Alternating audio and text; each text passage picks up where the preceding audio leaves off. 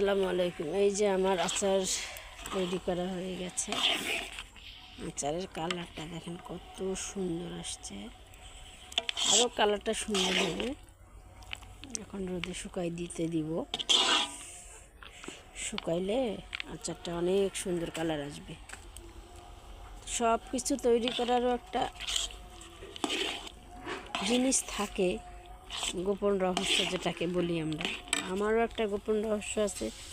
আচার তৈরি করার একটা গোপন মশলা আমি তৈরি করি, যেটা আসলে এক একজনের কাছে আসলে এক এক রকম। এই যে আমার এই মশলাটা আমি দিয়ে দিলাম, এটা দ্বিগুণ স্বাদ বাড়ায় দিবে এই আচারটায়, তো বেশ টেস্ট হয়। আসলে এক একজনের রেসিপি এক এক রকম, তো আমার রেসিপি এরকমভাবে আমি তৈরি করি, তো অনেক সুস্বাদু হয়। এই আচারটা আমার বাহিরে যাবে, ঢাকায় অর্ডার আছে, ঢাকায় পাঠাবো। তো ইনশাল্লাহ সবাই ভালো থাকবেন।